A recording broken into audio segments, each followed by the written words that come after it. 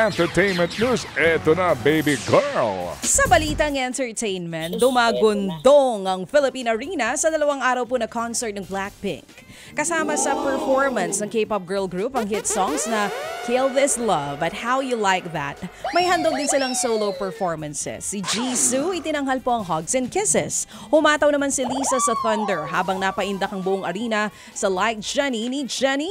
Kumain naman ng turon si Rosé bago kantahin ang number 1 girl. Ito na po ang 3 beses na bumisita sa bansa ang Blackpink. Laki balita niya, no? Kumain ng turon.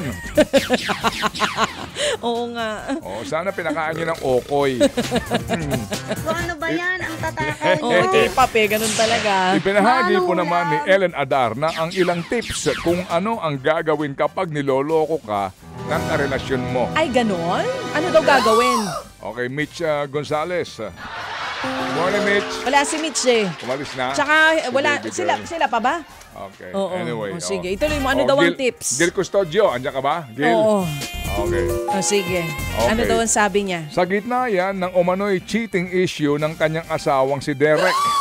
Una dyan, bilisan daw ang pag-screenshot ng mga messages at i-record ang lahat na para bagang dokumentaryo.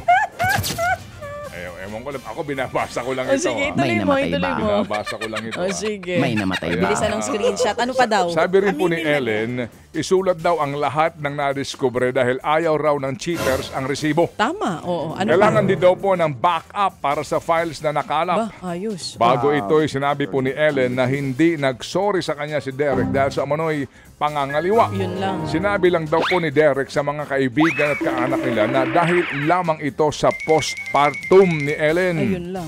Oh. Kumbisido raw po si Derek na kinulam siya ng kanyang ex-girlfriend. Ha? Nauna po sinabi ni Ellen na 3 buwan na silang hindi nagsasama ni Derek. Ako naman meron akong tip. Anong tip mo? Ha? Anong tip mo? Dapat isa lang ang tawag mo kung honey. Para walang huli, no? Oo. Oo. Tsaka dapat 2 telepono mo para di ka ma-screenshot dun sa isa. Sino ang Bakit? invento niyan? Lakas ng tawa nito.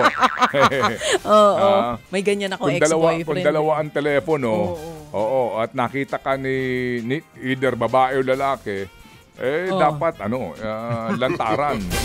Meaning, kung totoong loves mo ko, patingin nga ang telepono mo. Tsaka dapat walang password. Ha? Dapat walang password. Oo. Sige.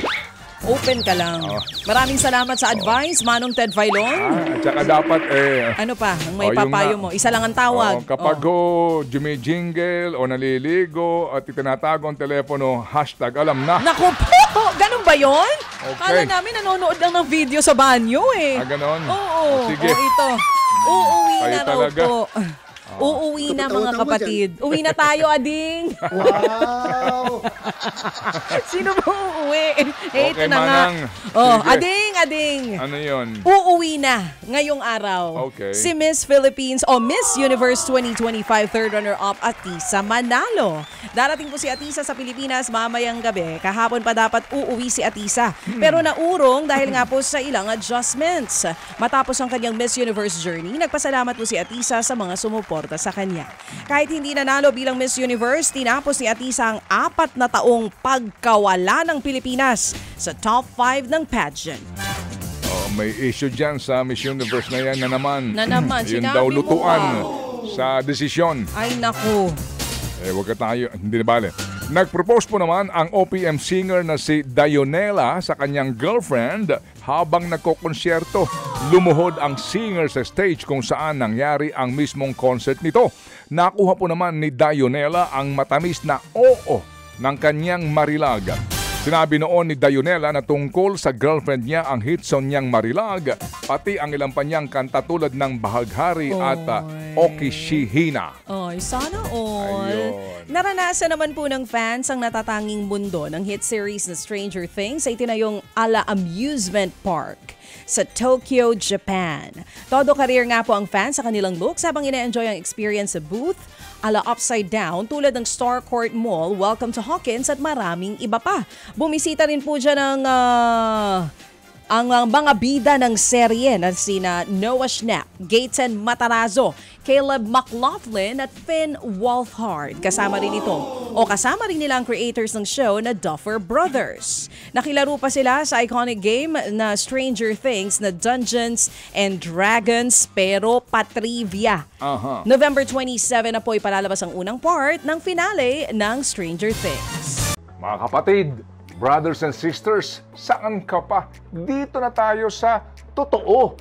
Dito na tayo sa True FM. Mga kapatid, mag-subscribe and follow po kayo sa social media accounts ng True Network PH. Yan po kami. Hanapin nyo lang True Network PH, Facebook, Instagram, YouTube, TikTok, and podcast.